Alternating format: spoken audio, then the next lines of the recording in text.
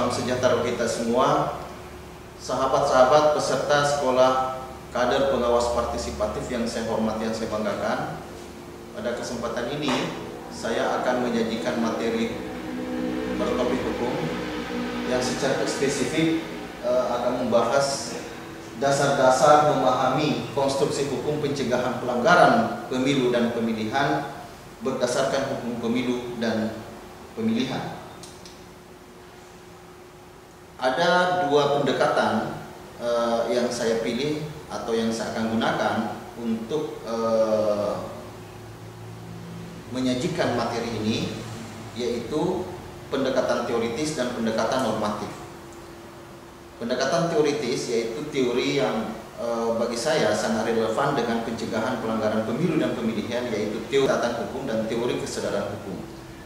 Yang kedua, tentu karena ini sudut pandang hukum kita lebih banyak akan atau saya sajikan dalam konteks ini, yaitu pendekatan normatif, yaitu pendekatan peraturan perundang-undangan yang mengatur penyelenggaraan pemilihan umum dan penyelenggaraan pemilihan. Nah, sebelum saya lanjut ke materi selanjutnya, saya ingin sampaikan kepada sahabat semua bahwa untuk memahami pencegahan pelanggaran pemilu dan pemilihan itu sedapat mungkin harus kita lihat dalam dua perspektif, yaitu pencegahan pelanggaran dalam perspektif yang menjadi tugas atau wewenang atau tanggung jawab Bawaslu atau pengawas pemilu secara berjenjang sebagaimana diatur dalam peraturan perundangan, dan pencegahan pelanggaran pemilu dan pemilihan dalam konteks partisipasi masyarakat dalam pelaksanaan pengawasan penyelenggaraan pemilu dan pemilihan. Nah, sebagai pengetahuan dasar bagi sahabat-sahabat peserta SKPP yang saya hormati, terkait dengan apa sih yang saya maksud dengan hukum pemilu dan pemilihan,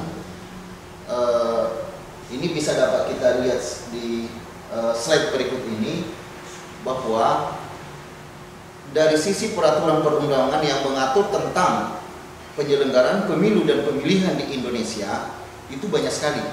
Nah, bagi saya semua produk-produk hukum atau aturan-aturan hukum yang mengatur secara yuridis terkait dengan penyelenggaraan pemilu umum atau pemilihan, itulah yang itu yang saya maknai atau yang saya maksud dengan hukum pemilihan atau hukum pemilu dan atau hukum pemilihan.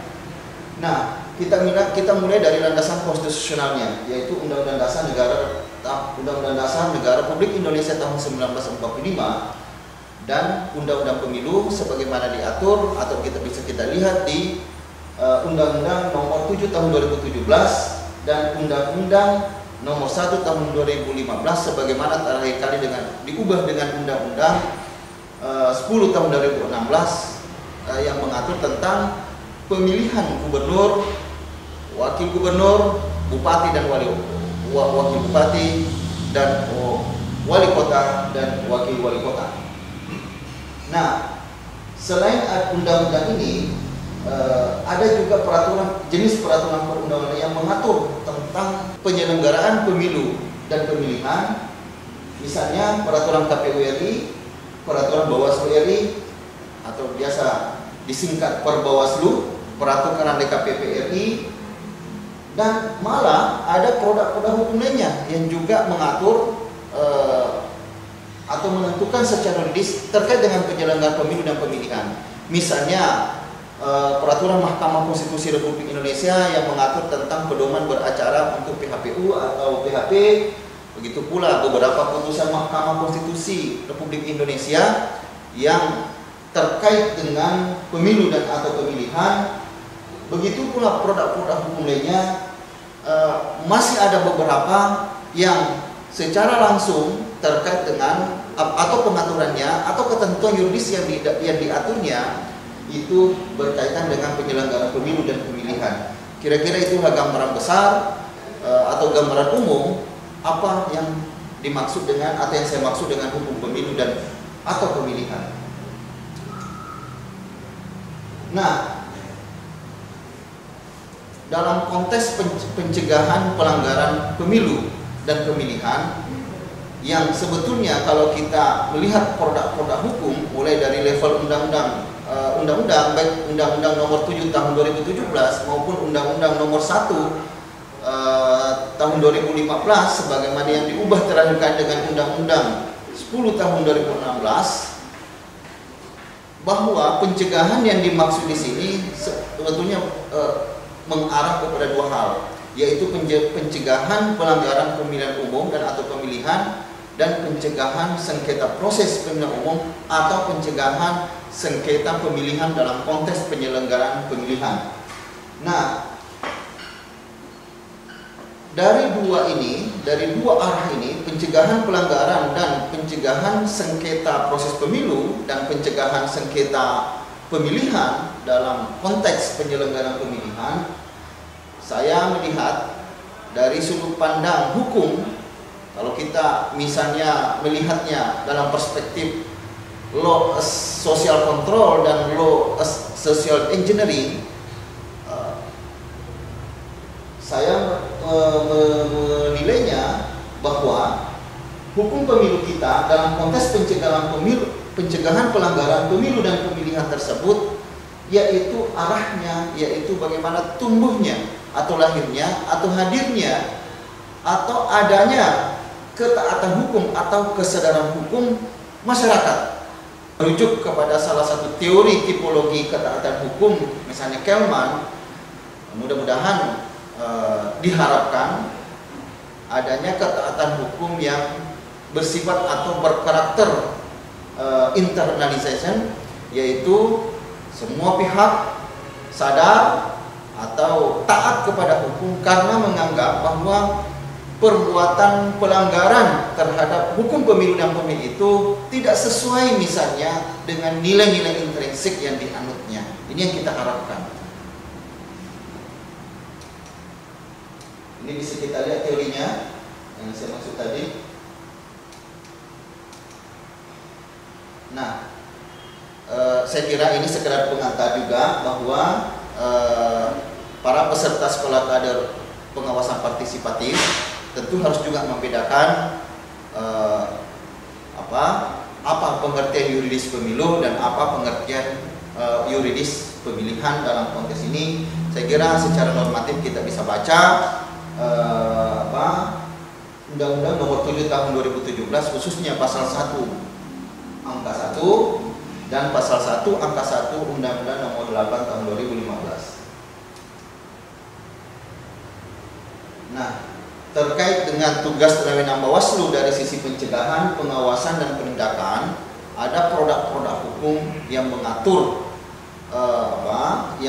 khusus terkait hal ini. Itu bisa kita lihat misalnya dalam konteks pencegahan pelanggaran itu dan sengketa proses pemilu, bisa kita lihat atau baca Perbawaslu Nomor 20 Tahun 2018 dan produk hukum lainnya yang relevan. Begitu juga dari sisi pengawasan dan penindakan, ada beberapa produk hukum Perbawaslu dan produk hukum lainnya yang mengatur terkait dengan penindakan atau penanganan pelanggaran atau penyelesaian sengketa proses pemilu atau penyelesaian atau musyawarah penyelesaian sengketa pemilihan. Nah, kita masuk kepada materi inti bahwa apa sih sebetulnya yang dari sisi tanggung jawab pencegahan pelanggaran itu kepada siapa? Nah, kalau kita baca peraturan perundang-undangan yang mengatur tentang hukum pemilu dan pemilihan, khususnya dalam konteks penyelenggara pemilu dan pemilihan, saya kira bisa kita merujuk kepada salah satu peraturan Bawaslu Republik Indonesia yang mengatur khusus tentang pencegahan pelanggaran dan penyelesaian dan sengketa proses pemilu ini, yaitu adalah Perbawaslu Nomor 20 Tahun 2018. Dan Perbawaslu ini bukan hanya berlaku pada penyelenggaraan pemilu umum, juga berlaku pada penyelenggaraan pemilihan. Nah, secara yuridis tentu atau secara institusional tanggung jawab pencegahan pelanggaran dan penyelesaian sengketa proses pemilu adalah tanggung jawab Bawaslu, Bawaslu Provinsi dan Bawaslu Kabupaten Kota, dibantu oleh Panwaslu Kecamatan, Panwaslu Kelurahan Desa, Panwaslu Luar Negeri dan pengawas TPS. Itu kita bisa baca landasan yuridisnya ketentuan ini pada pasal 3 Perbawaslu nomor 20 tahun 2018. Tetapi kalau kita baca secara keseluruhan sekali lagi ya, norma-norma hukum baik yang terdapat di dalam Undang-Undang nomor 7 tahun 2017, Undang-Undang nomor 1 tahun 2015, sebagaimana terakhir kali diubah dengan Undang-Undang nomor 10 tahun 2016 yang mengatur atau yang menentukan tentang pencegahan pelanggaran pemilihan umum dan pemilihan. Bagi saya melihat bahwa tanggung jawab yuridis walaupun di sana disebutkan adalah Bawaslu dan jajarannya, tetapi hakikinya atau hakikatnya tanggung jawab pelanggaran ini, tanggung jawab pencegahan pelanggaran dan sengketa proses pemilu adalah tanggung jawab kita bersama. Dalam hal ini adalah tanggung jawab juga masyarakat. Saya lihat hakikinya di sana. Kenapa? Bisa kita lihat misalnya di Undang-Undang nomor 10 tahun 2016 itu diatur bab khusus tentang partisipasi masyarakat. Nah, tentu di dalamnya adalah pengawasan partisipatif dalam pengawasan pelaksanaan penyelenggaraan pemilihan atau dalam konteks pilkada.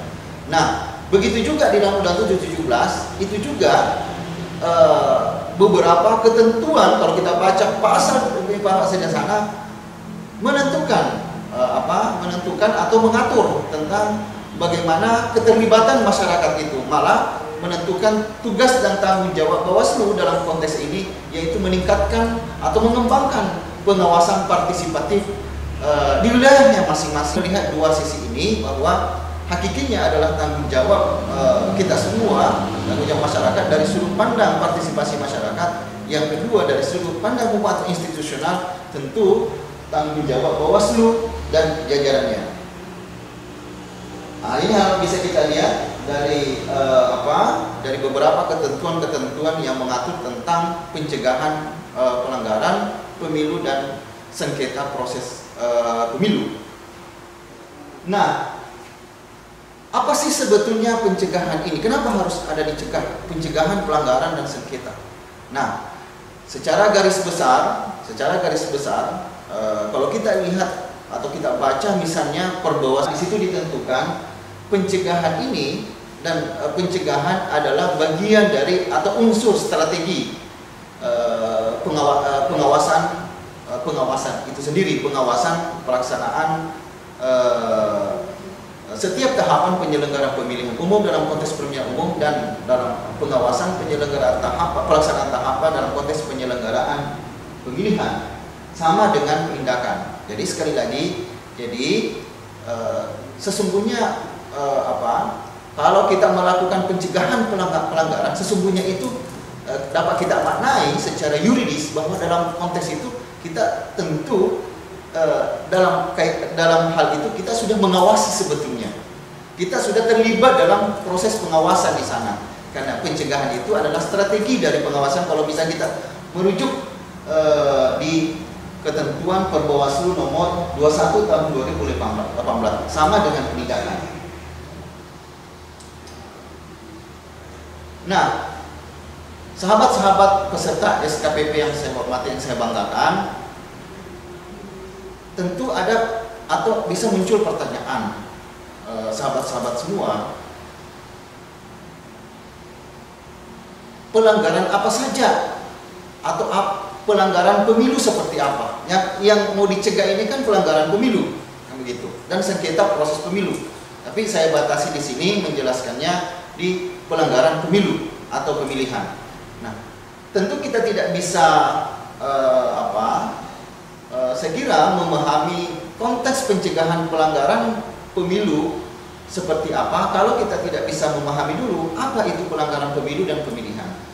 Singkatnya, menurut ketentuan peraturan perundangan, pelanggaran pemilu dan pelanggaran pemilihan adalah perbuatan atau tindakan yang tidak sesuai atau bertentangan bertentangan atau melanggar peraturan perundang-undangan terkait pemilu kalau dalam konteks penyelenggaraan pemilihan umum dan terkait pemilihan dalam konteks penyelenggaraan pemilihan. Nah, makanya tentu secara garis besarnya kita bisa klasifikasi jenis pelanggaran tiga jenis pokok pelanggaran pemilu dan pemilihan, yaitu bisa kita lihat administratif, ada pelanggaran administratif, ada pelanggaran administratif TSM, terstruktur, sistematik dan masif, ada tindak pidana, ada kode etik. Begitu juga di pelanggaran pemilihan, ada pelanggaran administrasi berkategori administrasi, pemilihan, dan administrasi TSM, terstruktur, sistematik dan masif, ada tindak pidana pemilihan, dan ada juga pelanggaran kode etik.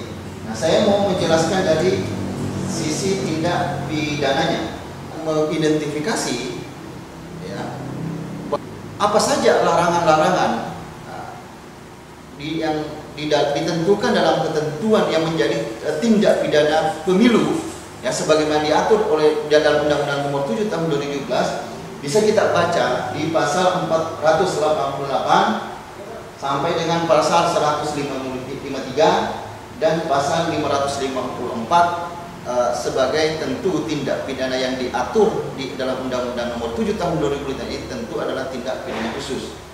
Bagaimana dengan tindak pidana di pemilihan?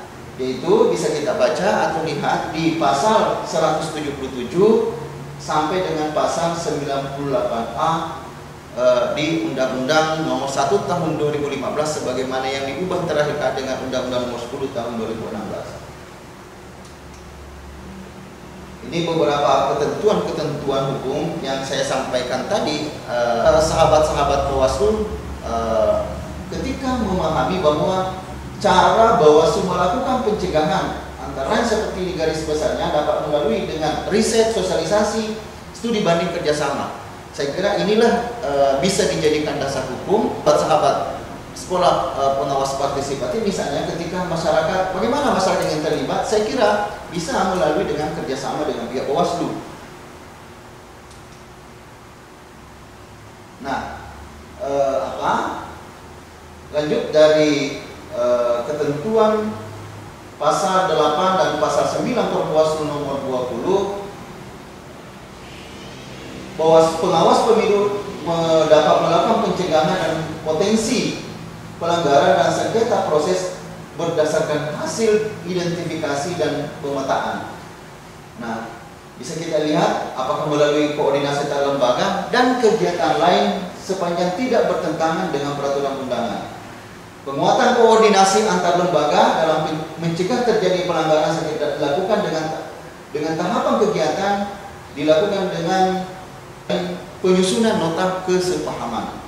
Nah, saya stressing di sini bahwa keterlibatan masyarakat ya di dalam proses pencegahan pelanggaran dan sengketa proses pemilu atau sengketa pemilihan, saya kira bisa dilakukan dalam berbagai bentuk. Misalnya kalau kita merujuk di sini bisa melalui misalnya dengan tadi melalui kerjasama sehingga terbit MOU agar terkendali atau terkendali sisi input, proses, outputnya dan akuntabilitas hukumnya. Saya kira ini penting untuk kita pahami semua. Misalnya peserta misalnya punya organisasi, apakah menjadi pengurus di dalamnya atau anggota, bisa bermusyawarah dengan sesama pengurus dan untuk misalnya terlibat dalam pengawasan partisipatif itu bisa mendatangi misalnya Bawaslu provinsi di wilayahnya setempat atau Bawaslu kabupaten kota ya, untuk misalnya apakah terlibat dalam kerjasama itu untuk riset, untuk sosialisasi atau kegiatan-kegiatan apa saja sepanjang satu stressingnya yaitu tidak bertentangan dengan ketentuan peraturan perundang-undangan. Oleh karena itu dari sisi hukum pemilu dan pemilihan memberikan payung hukum yang kuat terlibat di dalam pengawasan partisipatif. Sekali lagi bentuk Dan strategi pengawasan partisipatif di sini saya kira ini bisa dinamis, tentu sesuai konteks, bisa sesuai konteks atau pendekatan masing-masing wilayah atau stressingnya. Yang penting kegiatan pencegahan itu tidak boleh bertentangan dengan ketentuan peraturan perundang-undangan. Saya kira kalau kita memahami gambaran dalam yang diatur dalam Undang-Undang Nomor 7 Tahun 2017 dan Undang-Undang Nomor 1 Tahun 2015 sebagaimana terakhir kali diubah dengan Undang-Undang Nomor 10 Tahun 2016 sampai ke use operatumnya secara khusus yang mengatur pencegahan pelanggaran dan sengketa proses pemilu, yaitu Perbawaslu Nomor 20 Tahun 2018, kita dapat memahami sama bahwa sekali lagi tanggung jawab pencegahan pelanggaran pemilu walaupun secara yuridis ya dan institusional tanggung jawab Bawaslu atau pengawas pemilu, tetapi bagi saya hakikinya adalah tanggung jawab kita bersama. Kalau kita ini bangun secara bersama-sama, sama-sama sadar patuh terhadap peraturan perundangan yang berkaitan dengan penyelenggaraan pemilu dan pemilihan, dan harapan ini tentu menjadi sebuah ikhtiar bagaimana membangun peradaban kita baik dalam konteks penyelenggaraan pemilu dan pemilihan ke depan. Itu kita bersama-sama bukan kesadaran kita ini sehingga peradaban negeri kita, daerah kita saya kira makin baik. Demikian pengantar materi saya, mudah-mudahan ada manfaatnya. Pada kesempatan lain kita akan lanjut pada sesi diskusi atau tanya jawab. Sekian, terima kasih. Assalamualaikum warahmatullahi wabarakatuh.